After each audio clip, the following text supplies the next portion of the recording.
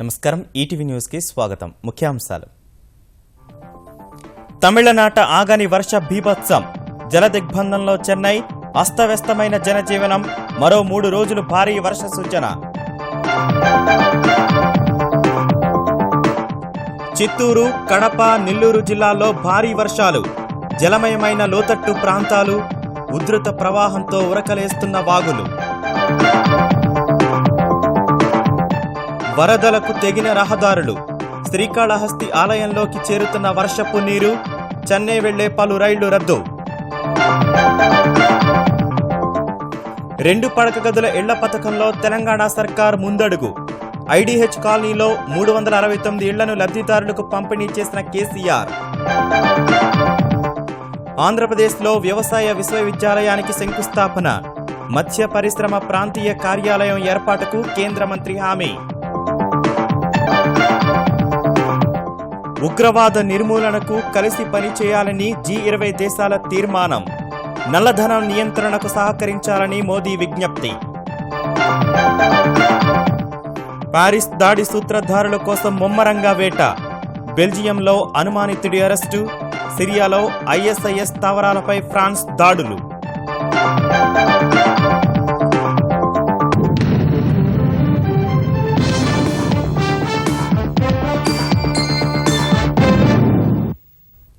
ఈశాన్య రుతుపవనాల వల్ల కురుస్తున్న కుంభవృష్టి తమిళనాడులో పెను బీభత్సం సృష్టిస్తోంది. వరుణుడి ప్రతాపానికి మరణించిన వారి సంఖ్య 71కి చేరింది. అనేక ప్రాంతాల్లో జనజీవనం అస్తవ్యస్తమైంది. సహాయ చర్యల్ని ముమ్మరం చేసిన తమిళనాడు సర్కార్ బాధితులకు అండగా ఉంటామని అభయమిచ్చింది. జాతీయ విపత్తు స్పందన దళం 11 బృందాలతో సహాయ చర్యలు చేపడుతోంది. మరో 3 రోజులు కుండపోత కొనసాగే అవకాశం ఉందన్న వాతావరణ శాఖ అంచనాలు స్థానికుల్ని ఆందోళనకు గురిచేస్తున్నాయి. ఈశాన్య రుతుపవనాల ప్రభావానికి కురుస్తున్న భారీ వర్షాలు తమిళనాడులోని ఉత్తర కోస్తా జిల్లాలను అస్తవ్యస్తం చేస్తున్నాయి. ఎడతెరిపి లేకుండా కురుస్తున్న వానలకు రాజధాని చెన్నైలోని అనేక ప్రాంతాలు జలమయమయ్యాయి. టీనగర్, సైదాపేట్ వంటి చోట్ల సబ్వేలు నీట మునిగి మూతపడ్డాయి. రహదారులపై వరద నీరు నిలిచి రవాణాకు తీవ్ర ఆటంకం ఏర్పడుతోంది. ఈ వర్షాలను దృష్టిలో పెట్టుకుని చెన్నైలోని విద్యాసంస్థలకు సోమ, మంగళవారాలు ప్రభుత్వం సెలవు ప్రకటించింది. చెన్నైలోని లోతట్టు ప్రాంతాలను ముంచెత్తిన వరద నీరు ప్రజలకు ప్రత్యక్ష నరకాన్ని చూపిస్తోంది. షేంబరంపాకం, పల్లావరం చెరువులకు గండ్లు పడ్డాయి.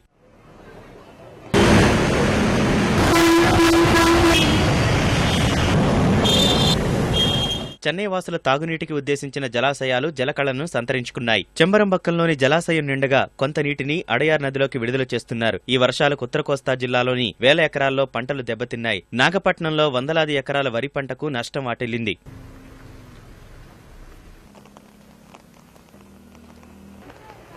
వరద బారిన పడిన వారిని ఆదుకునేందుకు తమిళనాడు ప్రభుత్వం సహాయక చర్యల్ని ముమ్మరం చేసింది. జాతీయ విపత్తు నిర్వహణ బృందాలతో కలిసి లోతట్టు ప్రాంతాల్లోని వారిని సురక్షిత ప్రదేశాలకు తరలిస్తోంది. పునరావాస శిబిరాలు ఏర్పాటు చేసి బాధితులకు ఆహారం, వైద్యం అందిస్తోంది. కొన్ని చోట్ల భారీ మోటార్ల సాయంతో వరద నీటిని తోడేందుకు యత్నిస్తోంది. తమిళనాడు ముఖ్యమంత్రి జయలలిత ఆర్కే నగర్లోని వరద ప్రభావిత ప్రాంతాల్ని పరిశీలించారు. స్థానికుల సమస్యల్ని తెలుసుకుని అన్ని విధాలా అండగా ఉంటామని భరోసా ఇచ్చారు. మృతుల కుటుంబాలకు 4 లక్షల రూపాయల పరిహారం ప్రకటించారు. సహాయ చర్యలపై అధికారులకు దిశానిర్దేశం చేశారు. అల్పపీడన ప్రభావానికి కురుస్తున్న వర్షాలతో చిత్తూరు జిల్లా తడిసి ముద్దయింది. భారీ వర్షాలకు తిరుపతి, తిరుమల సహా జిల్లాలోని చాలా ప్రాంతాల్లో జనజీవనం స్తంభించింది. వాగులు, వంకలు, నదులు పొంగి ప్రవహిస్తున్నాయి. జలాశయాలు నిండుకుండలను తలపిస్తున్నాయి. చెరువులకు గండ్లు పడి పంట పొలాలు నీట మునిగాయి. పాఠశాలలు, అంగన్వాడీ కేంద్రాలకు ప్రభుత్వం సెలవులు ప్రకటించింది. బంగాళాఖాతంలో ఏర్పడిన అల్పపీడనం ప్రభావంతో చిత్తూరు, నెల్లూరు, కడప, ప్రకాశం జిల్లాలో పలుచోట్ల భారీ వర్షాలు కురుస్తున్నాయి. ఒక్క చిత్తూరు జిల్లాలో 10.5 సెంటీమీటర్ల సగటు వర్షపాతం నమోదైంది. కేవీబీపురం మండలంలో 28 సెంటీమీటర్ల అత్యధిక వర్షపాతం కురిస్తే వడమాలపేట 24, వరదయ్యపాలెం 23, సత్యవేడు, పుత్తూరులో 20, తిరుపతి గ్రామీణంలో 17, చంద్రగిరి 16, తిరుపతి, శ్రీకాళహస్తిలో 15 సెంటీమీటర్ల చొప్పున వర్షం కురిసింది. ఈ వర్షాలకు తిరుమల, తిరుపతిలో లోతట్టు ప్రాంతాలు జలదిగ్బంధంలో చిక్కుకుని ప్రజలు అల్లాడుతున్నారు. తిరుమల కొండల్లో కురిసిన వర్షపు నీరు నగరంలోకి పెద్ద ఎత్తున చేరుతుండగా లోతట్టు కాలనీల్లోని ప్రజలను సురక్షిత ప్రాంతాలకు తరలించారు. పలు కాలనీల్లో విద్యుత్ సరఫరా నిలిపివేశారు.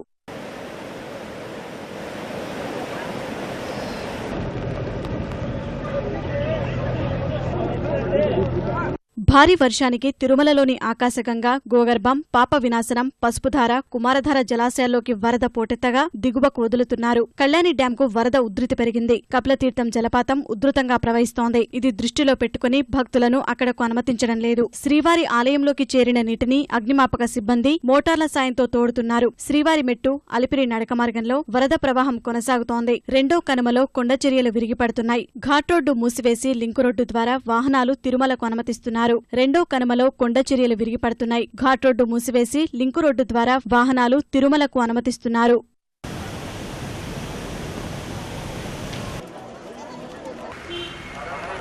చిత్తూరు జిల్లాలోని ఇతర ప్రాంతాల్లో కూడా భారీ వర్షాలకు ప్రజలు అల్లాడుతున్నారు. చిత్తూరులో చాలా కాలనీలు నీట మునిగాయి. పలుచోట్ల మోకాళ్ల లోతున నీరు నిలిచింది. ఐరాల మండలంలో గార్గయ్య నది ఉధృతికి చిత్తూరు ఐరాల మధ్య రాకపోకలు నిలిచిపోయాయి. పుత్తూరులో నెత్తం, గంగమాంబాపురం, భవానీనగర్లోకి భారీగా వరద చేరింది. తోడ్రూరు వద్ద అరుణానది ఉధృతికి పైడిపల్లి, ఆనంభట్టు, గోపాలకృష్ణపురానికి రాకపోకలు నిలిచిపోయాయి. చిత్తట్టూరు వాగు ఉధృతికి 7 గ్రామాలు జలదిగ్బంధంలో ఉన్నాయి. చంద్రగిరి, జీడి, నెల్లూరు నియోజకవర్గాల పరిధిలోని పలు గ్రామాల దారి లేకుండా పోయింది.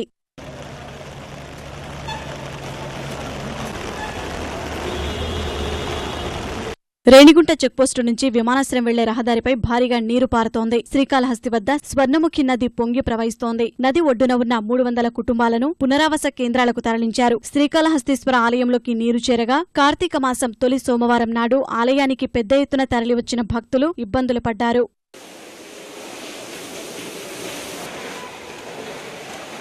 చిత్తూరు జిల్లాలో 8,200 చెరువులు ఉంటే 4,500 చెరువులు నిండిపోయాయి. మరో 3,000 చెరువులకు 75% నీరు చేరింది. 8 చెరువులకు గండ్లు పడి ఆయా ప్రాంతాల్లో పంటలు దెబ్బతిన్నాయి. జిల్లాలో మొత్తం సుమారు 500 హెక్టార్లలో పంటలు దెబ్బతిన్నాయి. దక్షిణ కోస్తా, కడప జిల్లాలను భారీ వర్షాలు హడలెత్తిస్తున్నాయి. కుండపోతతో వాగులు వంకలు పోటెత్తగా ఆయా జిల్లాల్లోని నదులు ఉగ్రరూపు దాల్చాయి. లోతట్టు ప్రాంతాలు జలమయమయ్యాయి. వర్షాలపై ఆయా జిల్లాల కలెక్టర్లతో టెలికాన్ఫరెన్స్ నిర్వహించిన ముఖ్యమంత్రి గండ్లు పడిన చెరువుల వద్ద యుద్ధ ప్రాతిపదికన మరమ్మతులు చేపట్టాలని ఆదేశించారు.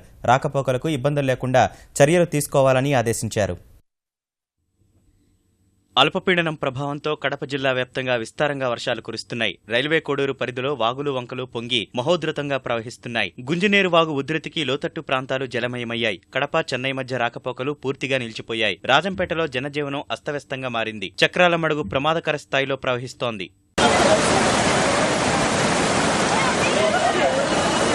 ఎడతెరిపిలేని వర్షాలకు దక్షిణ కోస్తా జిల్లాలైన ప్రకాశం, నెల్లూరు తడిసి ముద్దవుతున్నాయి. నెల్లూరు జిల్లాలో స్వర్ణముఖి, కైవల్య, కాడంగి, పంబలేరు నదులు ఉగ్రరూపు దాల్చాయి. వాగులు వంకలు పొంగుతుండగా గూడూరు, సుళ్లూరుపేట, ఆత్మకూరు పరిధిలో లోతట్టు ప్రాంతాలు నీట మునిగాయి. అనేక చోట్ల రాకపోకలకు అంతరాయం ఏర్పడుతోంది. నాయుడుపేట మండలం మాబాస జల దిగ్బంధంలో చిక్కుకుంది. నెల్లూరులో రోడ్లపైకి నీరు చేరింది. తీరంలోని 165 ముంపు గ్రామాల ప్రజలను పునరావాస కేంద్రాలకు తరలించారు.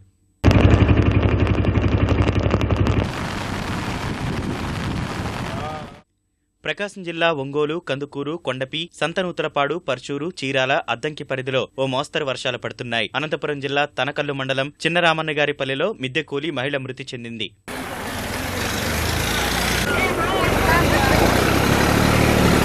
కృష్ణా జిల్లాలోనూ పలుచోట్ల వానలు కురుస్తున్నాయి. గోదావరి జిల్లాలోనూ జల్లులు పడుతున్నాయి. వరి కోతల వేళ వానలు అన్నదాతలను కలవరానికి గురిచేస్తున్నాయి. భారీ వర్షాలపై కలెక్టర్లతో టెలికాన్ఫరెన్స్ నిర్వహించిన ముఖ్యమంత్రి చంద్రబాబు విపత్తు నిర్వహణ దళాన్ని సిద్ధంగా ఉంచాలని ఆదేశించారు. ప్రతి చెరువునీటి నిల్వ సామర్థ్యం పర్యవేక్షణకు ఒక అధికారిని నియమించాలని సూచించారు. ఈ వర్షాల తర్వాత నెల్లూరు జిల్లాలో మరో పంటకు ఉన్న అవకాశాలను పరిశీలించాలని ఆదేశించారు. తమిళనాడు, రాయలసీమల్లో కురుస్తున్న భారీ వర్షాలకు చెన్నై, విజయవాడ మధ్య నడిచే పలు రైళ్ల రాకపోకల్లో మార్పులు చేసినట్లు రైల్వే అధికారులు తెలిపారు.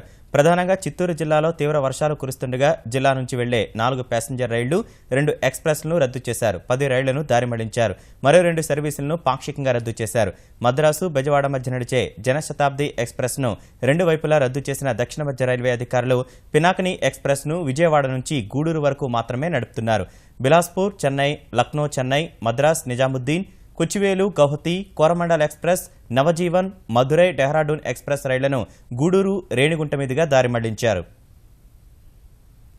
2 పడక గదుల ఇళ్ల నిర్మాణ హామీ అమల్లో తెలంగాణ సర్కార్ తొలి అంకాన్ని పూర్తి చేసింది. సికింద్రాబాద్ ఐడీహెచ్ కాలనీలో శరవేగంగా నివాస సముదాయాలను పూర్తి చేసి లబ్ధిదారులకు అందించింది. పేదలు, బలహీన వర్గాలకు 2 పడక గదుల ఇళ్లు నిర్మించి ఇవ్వటం ద్వారా కొత్త చరిత్రకు నాంది పలికామన్న ముఖ్యమంత్రి కేసీఆర్ ఇకపై ఇరుకుగా ఉండే 70 ఇళ్ల నిర్మాణాలను చేపట్టబోమని స్పష్టం చేశారు. 4,000 కోట్లతో నియోజకవర్గానికి 400 చొప్పున తెలంగాణలో 60,000 ఇళ్లు నిర్మిస్తామని పునరుద్ఘాటించారు. పేదవాడు ఆత్మగౌరవంతో బతకాలన్న ఉద్దేశంతోనే 2 పడక గదుల ఇళ్ల నిర్మాణాన్ని ప్రతిష్టాత్మకంగా చేపట్టినట్లు ముఖ్యమంత్రి కె. చంద్రశేఖరరావు స్పష్టం చేశారు. 36,54,00,000 రూపాయల వ్యయంతో సికింద్రాబాద్ ఐడీహెచ్ కాలనీలో నిర్మించిన గృహ వసతిని ప్రారంభించిన ఆయన 396 ఇళ్లను లబ్ధిదారులకు అందించారు. ఒక్కో ఇంటి నిర్మాణానికి 7,90,000 రూపాయలు వెచ్చించామని, మంచినీరు, మురుగునీటి నిర్వహణకు ఖర్చు చేసిన మరో 1,33,000 కలిపితే మొత్తం 9,23,000 వ్యయమైందని తెలిపారు. పేదలు కూడా ఆత్మగౌరవంతో బతకాలనేటువంటి చరిత్రకు ఈ ఐడీహెచ్ కాలనీ శ్రీకారం చుట్టడం అనేది నాకు చాలా ఆనందంగా ఉందని చెప్పి నేను మనవి చేస్తా ఉన్నాను. ఈ సంవత్సరం ఒక 60,000 ఇండ్లు సుమారు 4,000 కోట్ల రూపాయలతోని శాంక్షన్ చేసుకొని మనం ముందుకు పోతా ఉన్నాం. తెలంగాణ రాష్ట్రంలో ఉన్నటువంటి 119 నియోజకవర్గాలలో ప్రతి నియోజకవర్గానికి 400 ఇండ్ల చొప్పున మంజూరు చేసుకొని మనం నిర్మాణం దిశగా పోతా ఉన్నామని మనవి చేస్తా ఉన్నాను. గతేడాది దసరా రోజున శంకుస్థాపన చేసి ఈ దసరాకు ఇళ్ల నిర్మాణం పూర్తి చేశామన్న ముఖ్యమంత్రి కేసీఆర్ ప్రముఖులు సైతం నివాసాలను ప్రశంసించారని తెలిపారు. ఢిల్లీలో ఉండే ఐఏఎస్, ఐపీఎస్ అధికారులకు కూడా ఇంత మంచి ఇల్లు లేవు, బ్రహ్మాండం కట్టినారు. తెలంగాణ రాష్ట్రంలో గవర్నర్ గారు కూడా ఒకటి అలాట్ చేయవా ముఖ్యమంత్రి అని చెప్పి నాకు గవర్నర్ గారు చెప్పినారు. అంత మంచి ఇల్లు ఇక్కడ నిర్మాణం జరిగినాయి. ఇక నుంచి తెలంగాణ రాష్ట్రంలో పేదలకు కట్టే ఇల్లు డబల్ బెడ్రూమ్ ఇల్లే ఉంటుంది తప్ప ఆ ఒక్క రూమ్, డబ్బా రూమ్ కట్టేటువంటి పద్ధతి మన రాష్ట్రంలో ఉండదు అని చెప్పి నేను మనవి చేస్తా ఉన్నాను. తెలంగాణలో నిర్మించే గృహ నిర్మాణ పథకాలకు కేంద్రం ఈ ఏడాది 1,632 కోట్లు కేటాయించిందన్న కేంద్ర మంత్రి దత్తాత్రేయ మరింతగా సహకరిస్తుందని హామీ ఇచ్చారు. కేంద్ర ప్రభుత్వం తెలంగాణలో 4 పట్టణాలను స్లమ్ ఫ్రీ సిటీ కింద చేసింది. దాంట్లో నేను కేబినెట్లో ఉండి ప్రధానమంత్రి గారిని మాట్లాడి మొట్టమొదలు హైదరాబాద్ సిటీని స్లమ్ ఫ్రీ సిటీగా చేయడానికి కేంద్ర ప్రభుత్వం ముందుకొస్తుందని నేను మీకు హృదయపూర్వకంగా మనవి చేస్తా ఉన్నాను. తెలంగాణ సర్కార్ నిర్దేశించిన లక్ష్యానికి అనుగుణంగా ప్రస్తుత ఆర్థిక సంవత్సరంలో మరో 10,002 పడక గదుల ఇళ్లను హైదరాబాద్ మహానగర పాలక సంస్థ నిర్మిస్తోంది. కేంద్ర సహకారంతో వ్యవసాయ రంగంలో ఆంధ్రప్రదేశ్ను అగ్రస్థానంలో నిలుపుతామని ముఖ్యమంత్రి చంద్రబాబు స్పష్టం చేశారు. గుంటూరు లాఫాంలో నిర్మించనున్న ఆచార్య ఎన్జీ రంగా వ్యవసాయ విశ్వవిద్యాలయాన్ని కేంద్రీయ విశ్వవిద్యాలయంగా మార్చాలని శంకుస్థాపన చేసిన కేంద్ర మంత్రి రాధామోహన్ సింగ్కు ముఖ్యమంత్రి విజ్ఞప్తి చేశారు. తీవ్ర వర్షాభావంతో పంటలు వేయలేకపోయిన కృష్ణా డెల్టా రైతులకు 80% రాయితీతో ఆరుతడి పంటలు వేసుకునేందుకు విత్తనాలు సరఫరా చేస్తామన్న చంద్రబాబు మినుము, పెసల మద్దతు ధరను అదనంగా మరో 1000 పెంచుతున్నట్లు ప్రకటించారు. విభజన కారణంగా వ్యవసాయ విశ్వవిద్యాలయం లేని లోటును పూడ్చుకునేందుకు ఆంధ్రప్రదేశ్ సర్కార్ మరో అడుగు ముందుకు వేసింది. గుంటూరు జిల్లాలోని లాం వ్యవసాయ పరిశోధన స్థానంలో ఆచార్య ఎన్జీ రంగా విశ్వవిద్యాలయ నిర్మాణానికి కేంద్ర వ్యవసాయ శాఖ మంత్రి రాధామోహన్ సింగ్ చేతుల మీదుగా శంకుస్థాపన చేసింది.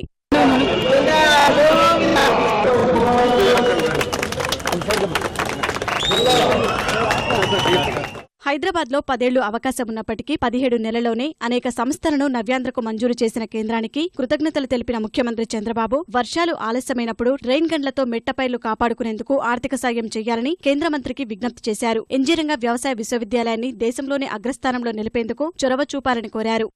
ఒక పక్క యూనివర్సిటీ ఇన్ఫ్రాస్ట్రక్చర్ కావాలి, ట్రైనింగ్ గానీ ఇన్క్యుబేషన్ సెంటర్ ఉండాలి. ఇవన్నిటికీ రాబోయే 5 సంవత్సరాల్లో మనం అడిగింది 1,505 కోట్ల రూపాయలు అడిగాం. ఈ 1,505 కోట్ల రూపాయలు ఖర్చు పెట్టి ప్రపంచంలోనే, భారతదేశంలోనే ఒక బ్రహ్మాండమైన అగ్రికల్చర్ వ్యవసాయ యూనివర్సిటీ ఈ ల్యాండ్ ఫామ్లో రావాల్సిన అవసరం ఉంది. దీన్ని సెంట్రల్ యూనివర్సిటీ కింద కేంద్రం సహకరించి మనల్ని పూర్తిగా ఆదుకోవాల్సిన అవసరం ఉంది. కృష్ణా డెల్టా సహా రాయలసీమ రైతులను పోలవరం పూర్తయ్యేలోపు పట్టిసీమ ద్వారా ఆదుకుంటామని తెలిపిన చంద్రబాబు వర్షాభావంతో పంటలు వేయలేకపోయిన రైతులకు ఊరటనిచ్చే నిర్ణయాలు ప్రకటించారు. పై ప్రాంతంలో వర్షాలు పడలేదు, చాలా మంది పంటే లేకపోయారు. ఎవరైతే పంటేయలేదో పూర్తిగా ఎంత విత్తనం అవుతుందో ఆరుతడి పంటలు వేసుకోవడానికి 80% సబ్సిడీతో పూర్తిగా విత్తనాలు ఇప్పించే బాధ్యత ఈ ప్రభుత్వం తీసుకుంటామని చెప్పి కూడా నేను మీకు తెలియజేస్తున్నాను. అదే కాకుండా 4,600 రూపాయలు ఎంఎస్పీ ఉంది, దాన్ని 5,600కు పెంచుతున్నాం. ఈ మినుముకి ఇస్తామని చెప్పి కూడా నేను మీకు తెలియజేస్తున్నాను. పెసరకి 4,825 రూపాయలు ఉంటే 1,000 రూపాయలు పెంచి 5,825 రూపాయలు ఇస్తాం. కేంద్రం ఇచ్చిన దానికంటే అదనంగా 1,000 రూపాయలు ఇస్తున్నాం. రాజధాని శంకుస్థాపనకు వచ్చిన ప్రధాని మట్టి నీరు మాత్రమే ఇచ్చారంటూ విపక్షాలు చేస్తున్న విమర్శలపై కేంద్ర మంత్రి వెంకయ్య మండిపడ్డారు. ప్రత్యేక హోదా విషయంలో కేంద్రంలో చర్చ జరుగుతోందని స్పష్టం చేశారు. రాష్ట్రానికి ఉన్న లోటును కేంద్రం భరించాల్సి ఉంది, భరిస్తుంది కూడా. ఆ తర్వాత ఏ రాష్ట్రానికి ప్రత్యేక హోదా ఇచ్చే పరిస్థితి లేదని వాళ్ళు పేర్కొంటే అందరితో వదిలిపెట్టకుండా ఆర్థిక మంత్రితో నిరంతరం సంప్రదింపులు జరుపుతూ ఉన్నాం. నీతి ఆయోగ్ చర్చిస్తుంది, మరి ప్రత్యేక హోదా వస్తుందా లేకపోతే ప్రత్యేకమైన దాని ప్యాకేజ్ అని అన్న కానీ ప్రత్యేక దృష్టితో ఆంధ్రప్రదేశ్కి అదనంగా దానికన్నా మించిన విధంగా ఆంధ్రప్రదేశ్కి అన్ని విధాల సహకారం జరిగేందుకు కూడా కేంద్ర ప్రభుత్వం నరేంద్ర మోడీ కృతనిశ్చయంతో ఉన్నారని చెప్పని ఈ సందర్భంగా మీ అందరికీ నేను మనవి చేస్తున్నాం. ఆంధ్రప్రదేశ్లో మత్స్య పరిశ్రమ అభివృద్ధికి ప్రాంతీయ కార్యాలయం, తల్లి రొయ్య పిల్లలను వృద్ధి చేసేందుకు ప్రత్యేక కేంద్రం ఏర్పాటు చేస్తామని కేంద్ర వ్యవసాయ శాఖ మంత్రి రాధామోహన్ సింగ్ ప్రకటించారు. ప్రపంచానికి పెను సవాలుగా మారిన ఉగ్రవాదంపై ఉమ్మడి పోరాటం చేయాలని G20 దేశాలు తీర్మానించాయి. వాణిజ్యం, వ్యాపార అంశాలను పక్కన పెట్టి G20 చరిత్రలోనే తొలిసారి ఉగ్రవాదంపై చర్చించిన ప్రపంచ ధనిక, శక్తివంతమైన దేశాలు ఉగ్ర సంస్థల ఆర్థిక మార్గాలను మూసివేయాలని నిర్ణయించాయి. ప్యారిస్ దాడిని ముక్త కంఠంతో ఖండించిన భారత ప్రధాని మోదీ సహా ప్రపంచ అగ్రనేతలు ఉగ్రవాదాన్ని ఏ ఒక్క మతానికి, దేశానికి, వర్గానికి ఆపాదించలేమని స్పష్టం చేశారు. ఉగ్రవాదంపై పోరాటానికి అంతర్జాతీయంగా సమగ్ర విధానం లేకపోవడంతో కొన్ని దేశాలు తీవ్రవాదాన్ని తమ విధానంలో ఒక భాగంగా చేసుకుంటున్నాయని మోదీ వెల్లడించారు. ఇలాంటి అంశాలపై దృష్టి పెట్టాలని ఆయన కోరారు. ఉగ్రవాదంపై ఉమ్మడి పోరు సాగిస్తామని అమెరికా, రష్యా అధ్యక్షులు ఒబామా, పుతిన్ సహా G20 దేశాధినేతలు సంయుక్త ప్రకటన విడుదల చేశారు. విదేశాల్లో భారతీయులు దాచుకున్న నల్లధనాన్ని వెనక్కి రప్పించేందుకు మరింత అంతర్జాతీయ సహకారం అవసరమని ప్రధాని నరేంద్ర మోదీ G20 దేశాలను కోరారు. అవినీతి, నల్లధనం వంటి సమస్యలను తీవ్రంగా పరిగణిస్తున్నట్లు టర్కీలోని అంటలియాలో జరుగుతున్న G20 సమావేశాల 2వ రోజు స్పష్టం చేశారు.